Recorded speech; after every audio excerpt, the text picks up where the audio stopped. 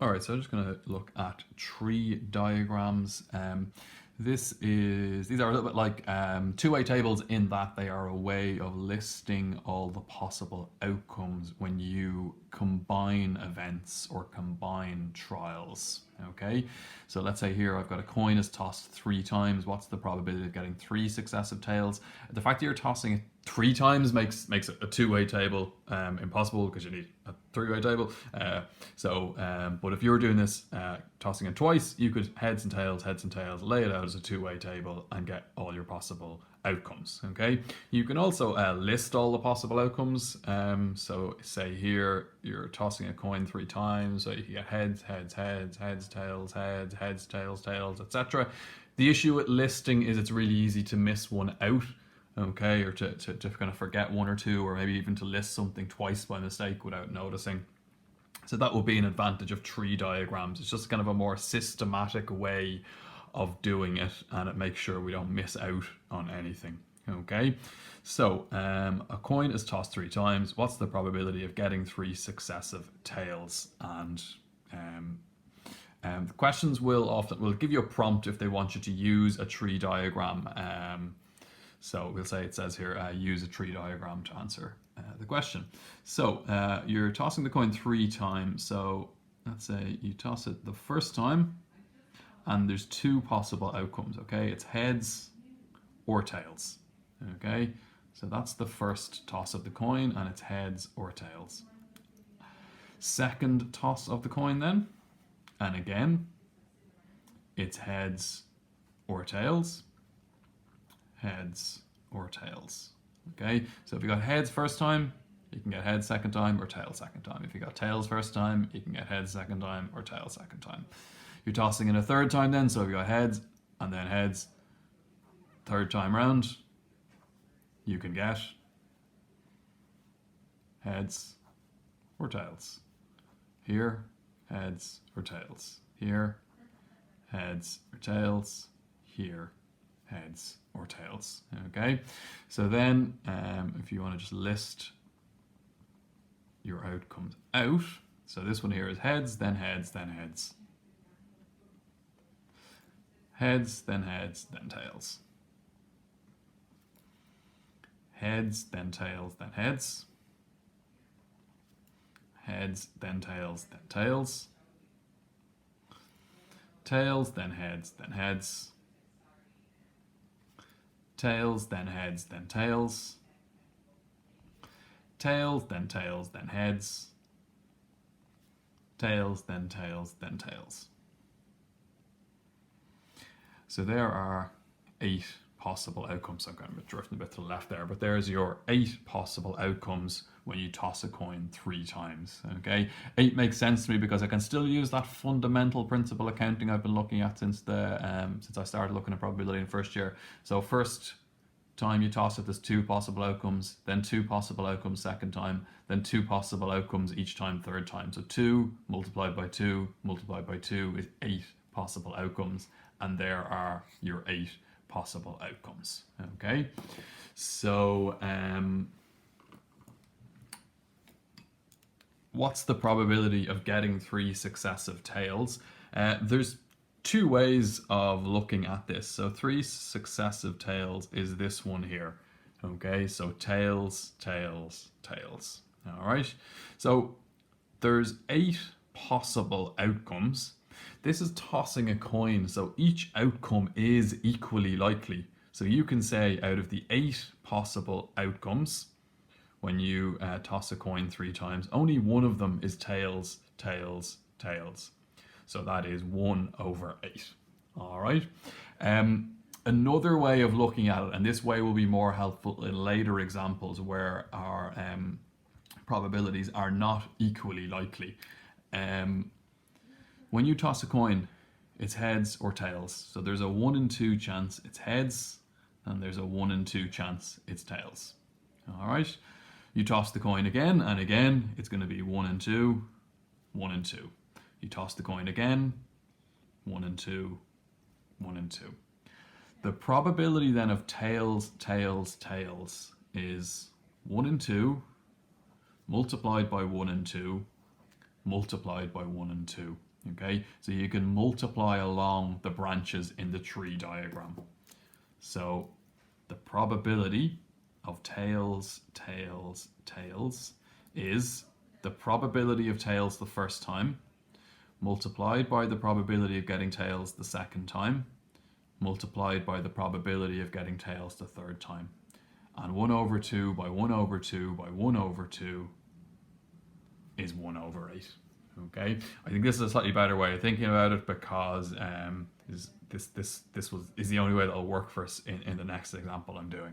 Okay, so when you're combining events, so tails and then tails and then tails, okay, you should associate the word and or the phrase and then with multiplication in probability. So when you're combining events in probability, you're multiplying. So tails and then tails and then tails is probability of tails multiplied by probability of tails multiplied by probability of tails. It's a 1 in 2 chance each time, so that's 1 in 8 for the probability of 3 successive tails. All right, this one over here then. So you walk by 2 sets of traffic lights on your way to school. The probability a traffic light will be red is 3 in 4 and green is 1 in 4. And that's the same for both traffic lights. What's the probability they both show red, and then what's the probability one's red and the other's green? Okay, so again, we'll assume the question says display, use a tree diagram to help you with your answer. So first set of traffic lights, it's either going to be red or green. Okay, so there's your first set of traffic lights.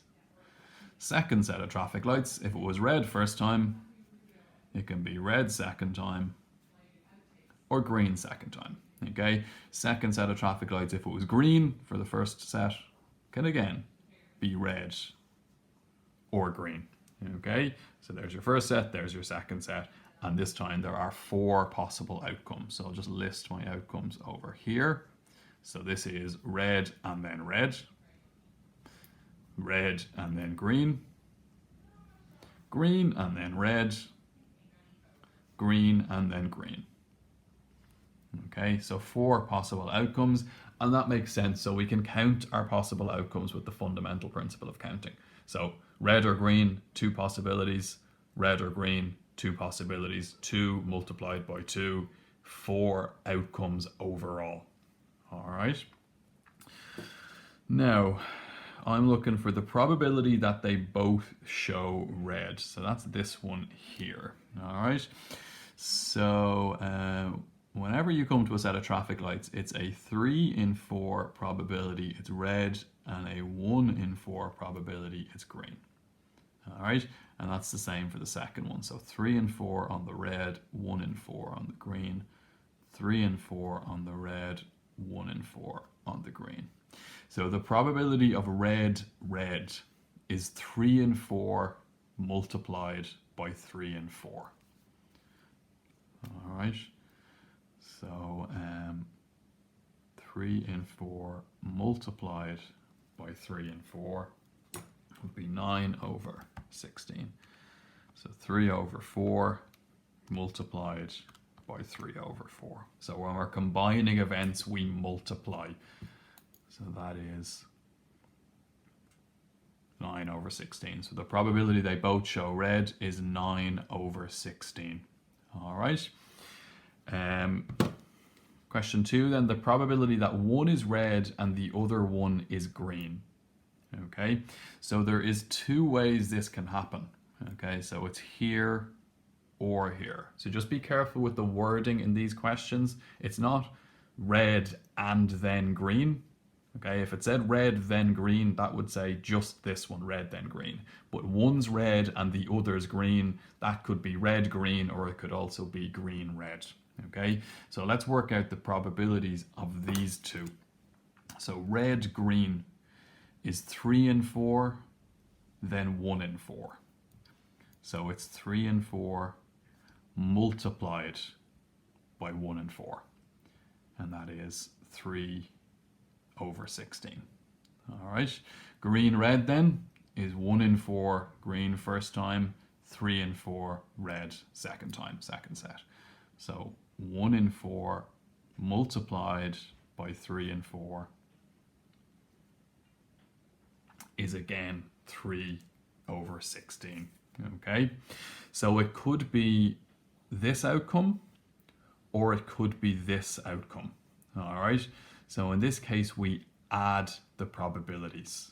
Okay, so the probability one is red and other is green is 3 in 16 plus 3 in 16. So that's 6 over 16, and then that would be 3 in 8, wouldn't it? So just 3 over 16 plus 3 over 16, simplified, yeah, is 3 over 8. All right, so the probability one's red and the other's green is 3 over 8. All right, so this one was so this one over here, it was kind of 1 in 8 is what was attached to every outcome, because all the way along it was equally likely 1 and 2, 1 and 2, 1 and 2. Because the probabilities are different here for red and green, all the outcomes are not going to have the same probability. Red is the most likely outcome because it's a 3 in 4 chance of getting red each time. Okay, I'm just going to finish off. I'm not asked for it here, but I'll just do green just to show something. So what's the probability of green? Well, it's 1 in 4 and then 1 in 4. So what's 1 in 4 multiplied by 1 in 4? It's 1 over 16. Okay, and if you look and add up all these probabilities at the end, 9 over 16 plus 3 over 16 plus 3 over 16 plus 1 over 16 is equal to 16 over 16, which is equal to 1. So all the probabilities at the end added together should equal to 1, because this is all the possible outcomes. Okay, so nothing can happen apart from red, green, red, green. Okay, so we're kind of, if you look at the probabilities here, we're discounting amber. We're just looking at red and green as the two colors that traffic lights can be. All right. So, yeah, so the boat show red there is fine. That's similar to what I've done already, but just watch out for the one's red and one's green. There's two ways that can happen. So it's this or this. So I add those probabilities together. In probability, we always associate the word and or and then with multiplication, the word or with addition. All right. So I just have one more example to do. It's a little bit back to the first one, where they're kind of equally likely outcomes, but I just want to work through this one quickly. So Barry is deciding whether to go to Cork, Galway or Kilkenny for a weekend away. He can choose to stay in a hotel or a B&B. What's the probability he stays in a hotel in Cork? All choices are equally likely. So he's got two decisions to make here. First is where to go. So Cork, Galway or Kilkenny. So we'll do a kind of branching out for those three possible decisions. So Cork, Galway, Kilkenny. All right. He can choose then to stay in a hotel or a B&B in each place. So if he goes to Cork, he can stay in a hotel or a B&B. If he goes to Galway, hotel or B&B. If he goes to Kilkenny, hotel or B&B. All right. What am I asked for? What's the probability he stays in a hotel in Cork? So I can list out all the outcomes here, or I can just kind of focus in on the one I'm interested in. So I'm interested in he goes to Cork and he stays in a hotel. All right. Now, first decision, Cork or Galway or Kilkenny. All choices are equally likely. So if he's got three choices, then the probability he picks Cork is 1 over 3. All right. Once he's made that decision for Cork, he can pick either a hotel or a B&B, and I'm told those two decisions are equally likely. So it's 1 and 2 for hotel, 1 and 2 for B&B. So there's 1 and 2. So the probability he stays in a hotel in Cork is equal to 1 over 3 multiplied by 1 over 2 So that is 1 over 6. Okay. And that makes sense in this example, the 1 and 6, because if we look at the end, we end up with Cork Hotel, Cork B&B. It's at 1, 2, 3, 4, 5, 6 possible outcomes. All the choices here were equally likely, so all the possible choices here should end up as 1 in 6. Okay, but you can kind of see there that maybe a route to doing these without a tree diagram. So he's deciding whether you have to go to Cork, Galway, Kilkenny. He's deciding whether to stay in a hotel or a B&B. So what's the probability of hotel and Cork? So that's 1 in 2 and 1 in 3. 1 in 2 multiplied by 1 in 3, that's 1 in 6. Okay, but the tree diagram just makes sure we don't leave out outcomes. It can help us get these probabilities, do the combinations, and like I said, you get specifically asked to do a tree diagram in some questions. Okay, so you will kind of move on and you will do some questions without even kind of doing the tree diagram.